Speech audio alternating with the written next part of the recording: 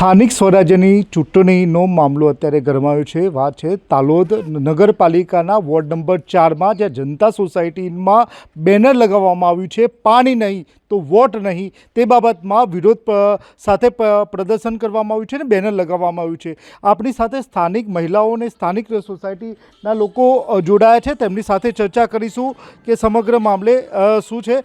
બેન, કેવી સમસ્યા નડી રહી છે કે જે પાણી મુદ્દે જે બેનર લગાવવામાં આવે છે, કઈ સમસ્યાઓ નડી રહી છે? પાણી તો દર વર્ષનો પ્રોબ્લેમ છે। શિયાળામાં બી પ્રોબ્લેમ હોય છે તો ઉનાળામાં તો એ વર્ષ થઈ જાય છે। ઉનાળામાં તો અમુક વખતે અમારે ટેન્કર મંગાવવા પડે છે।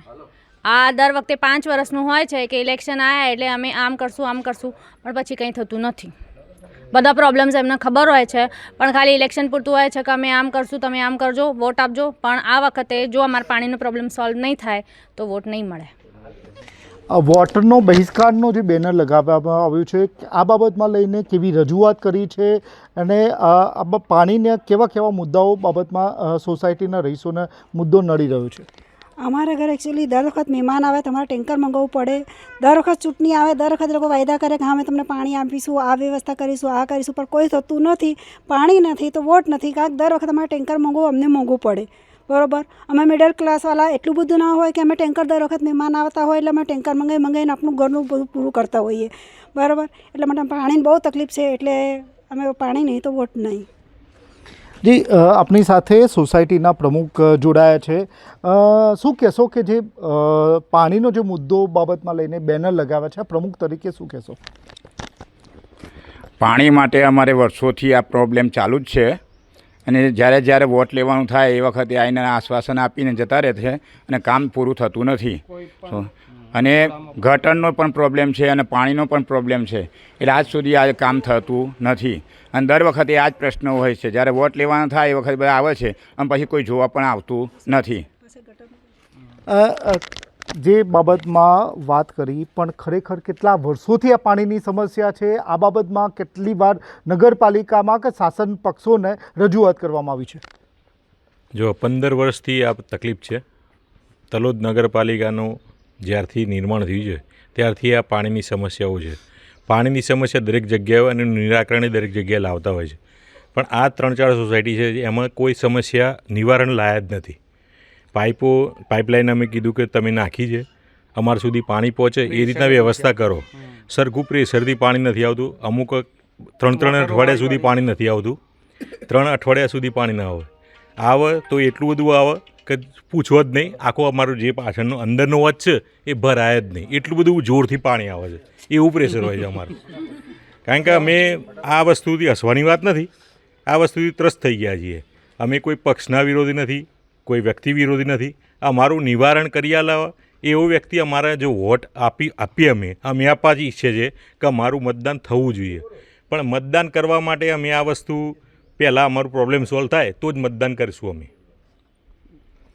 નગરપાલિકામાં અમારે 5 થી 6 વખત રજૂઆત કરીએ। નગરપાલિકાને લેખિત રજૂઆત બી આલી હતી, એમાં ગઈ વખતે જાતે ચીફ ઓફિસર આવ્યા હતા, નિરાકરણ લાવીશું એમ કહીને ગયા હતા, આશ્વાસન આપી હતું ભાઈ, શાંતિભાઈ અમારા જોડે હતા। 5 વર્ષ પહેલાં જ્યારે લોકસભાની ચૂંટણી હતી, 5 વર્ષ અગાઉ જ્યારે લોકસભાની ચૂંટણી હતી ત્યારે અમે બેનર લગાવ્યા હતા સાહેબ। આ વિરોધ અમે એ વખતે કર્યો હતો।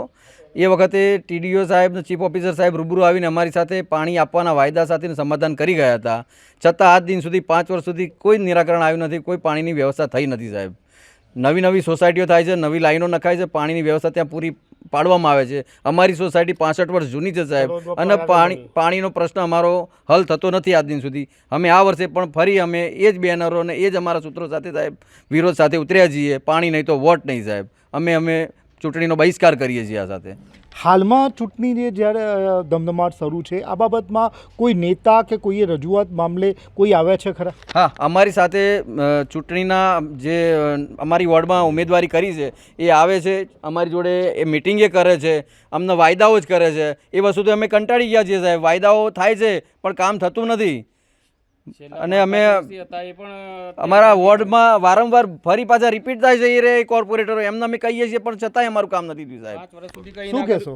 5 વર્ષ સુધી કશું નથી થયું, હવે 2 દિવસ 6 દિવસ કે 15 દિવસમાં કરી દઈશું એવા ખોટા વાયદા। બધાને મોટરો ચાલુ કરીને લાઇટ બિલ ભરીને પાણી ચડાવવું પડે। સીધે સીધું જે કિચનમાં કે બાથરૂમમાં કે ટાંકીમાં પાણી આવવું જોઈએ એ પ્રેશરથી પાણી જ નથી આવતું.